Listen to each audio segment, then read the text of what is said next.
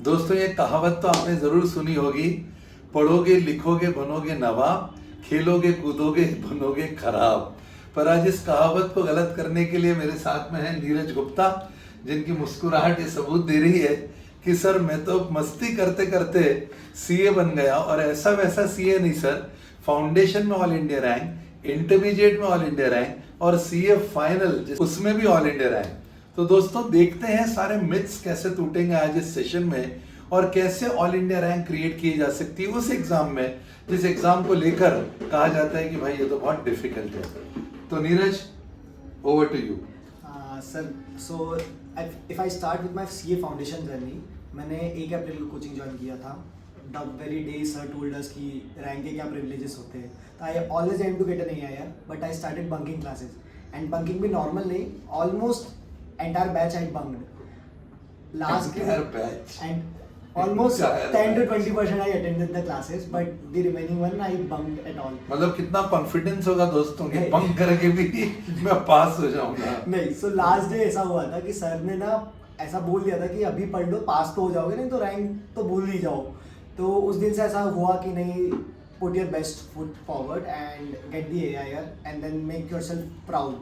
तो उस दिन से था कि AIR लानी है। फाउंडेशन में मेरी all India rank 30 I.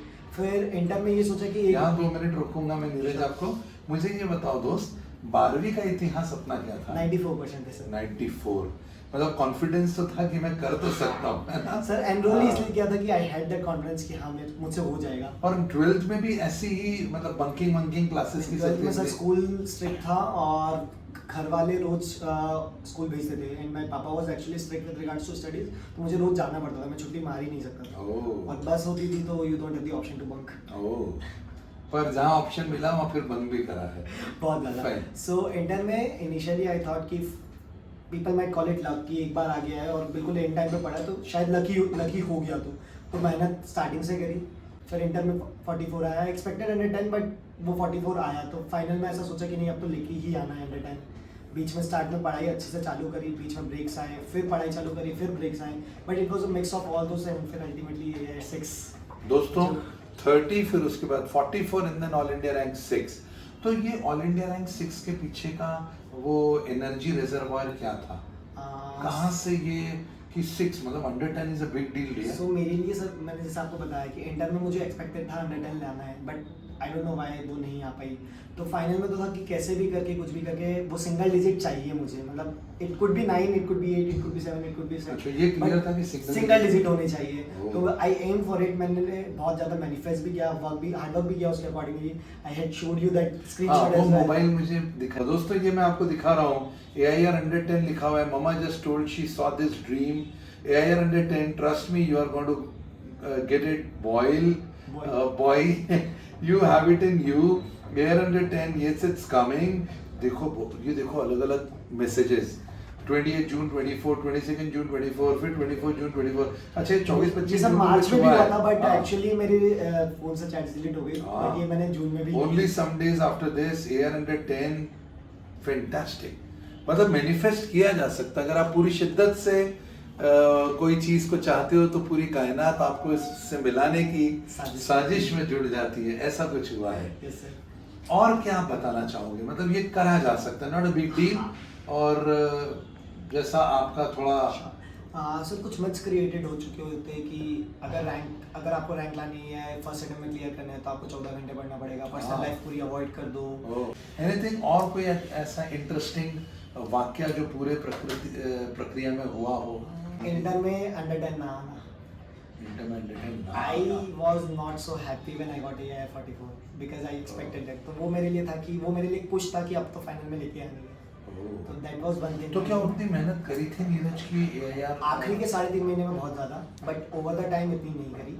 But आखिरी के 3.5 महीने में I gave it my 100%। ऐसा हो सकता है हम ना पढ़े साल भर और आखिरी में भी अच्छा जोर मारे तो काम हो सकता है, बट उसके लिए फिर आपका माइंडसेट इतना स्ट्रांग होना चाहिए कि आप उस चीज़ को अपने आप को अफेक्ट ना करने दो, वो एंजाइटी अपने सर पे ना आने दो, वो स्ट्रेस ना लो। You should make yourself believe कि हाँ ये पॉसिबल है, लोगों ने किया है पहले भी, लोग बाद में भी करते। I actually had an example of a senior जिन्होंने 5 महीने में फ्रॉम स्क्रैच पूरा सीए फाइनल निकाला था, from scratch he started his studies. तो आई वाज लाइक कि मेरी क्लासेस तो कंप्लीट है ना, तो मुझसे भी हो जाएगा। 3.5 महीने 1.5 महीने में उनकी क्लासेस उन्होंने नहीं करी थी, उन्होंने सेल्फ स्टडी करी थी, but he was able to manage it in 5 months. तो मेरे लिए वो कॉन्फिडेंस बना कि उन्होंने वो कर लिया, तो मुझ में भी उतना कैलिबर है, मेरे पास और दोनों अटेम्प्ट्स में रैंक है, तो यहाँ पे भी आ सकती है, इट्स पॉसिबल। और एक मोमेंटम भी होता है दोस्तों, फ्लो कंसेप्ट होता है ना। आपकी फाउंडेशन में रैंक है, इंटर में रैंक है, तो अब तो फिर ऐसा हो जाता है कि हमारी कंपटीशन खुद से ही होती है। एक फॉर्मेट समझ आ जाता है कि फॉर्मेट सो बेसिकली ना सर क्या होता है, वो बता दो तो मजा आ जाए। Everybody works hard, everybody does. CA में आए हो तो आपको पता है, आपको काम मेहनत तो करनी है, बट क्या होता है ना, हम वो स्ट्रक्चर मिस कर देते हैं। एक चीज़ होती है कि हम लोग 8 से 9 घंटे देने लगते हैं, 2 दिन देते हैं, तीसरे दिन फिर वापस डाउन द लाइन हो जाते हैं, कंसिस्टेंसी ब्रेक। दूसरा ये होता है टाइम मैनेजमेंट की। मैंने स्टार्टिंग से प्रिपरेशन करी थी। 11th में मेरे साथ एक छूट हुई थी, जब मेरा पेपर पूरा अटेंड नहीं होता, तब आई डेवलप्ड स्ट्रेटेजी कि 100 मार्क्स मिलते हैं आपको, 100 मार्क्स के लिए 180 मिनट मिलते हैं आपको। हाँ। तो बेसिकली ईच मार्क के लिए आपको 1.8 मिनट्स मिलेगा। हाँ। ठीक है, तो वो प्रिपरेशन में घर से करके चलता था। 10 मार्क का क्वेश्चन एग्जाम में पूछा है तो 18 मिनट्स मुझे मिलेंगे। हाँ। तो मैं वो प्रिपरेशन घर पे ही करता था कि 10 मार्क का क्वेश्चन 16 मिनट में हो जाना चाहिए। ठीक। तो इस कारण से मेरा पेपर कभी नहीं छूटा। दूसरा, मैंने सर्टिफाइड कॉपीज़ का एनालिसिस बहुत किया। मैंने सिमरन की कॉपीज़ देखी, मेरी और एक दो फ्रेंड्स AIR थे जिनकी मैंने कॉपीज़ देखी, तो उससे ये पता चला सर आंसर, फाइनल आंसर सबको पता होता है, but how to get the full marks out of it, ये राज लोग भूल जाते हैं कि क्या वर्किंग नोट्स है जिसके एक्चुअली मार्क्स होते हैं, कौन से वर्किंग नोट्स है जो मार्क्स डिजर्व ही नहीं करते, जो आप स्किप कर दोगे तो भी आपका पेपर टाइम पे होगा और मार्क्स भी फुल मिल जाएंगे। तो ये कॉपीज का आप जब एनालिसिस करोगे तो आपको पता चल जाएगा। तो टॉपर्स की कॉपी का एनालिसिस करना बहुत चाहिए। helpful कैसे है। मिलती है टॉपर्स की सर कॉपीज? टेलीग्राम चैनल्स पे बहुत सारे टेलीग्राम चैनल्स हैं जहाँ पे इजीली अवेलेबल है। Even if you reach out to any rankers, they will happily provide it. मतलब सारे नहीं होते, but most of the people actually provide it easily, और वो नहीं कर रहे तो टेलीग्राम चैनल पे तो आपको मिल ही चाहिए किसी न किसी टेलीग्राम। अभी यहाँ पे कोई लाइन बता रही थी कि मुझे हमेशा वो इंस्पायर करती थी लाइन हाँ। कि I have done it in past, I can do it right now as well. क्या था सो वो 47 करके एक हिप हॉप म्यूजिशियन है, हाँ। तो उनकी लाइन है, देख मैंने कर लिया, उस सॉन्ग में एक लाइन आती है, हाँ। तूने पहले भी किया है और तू फिर से करेगा।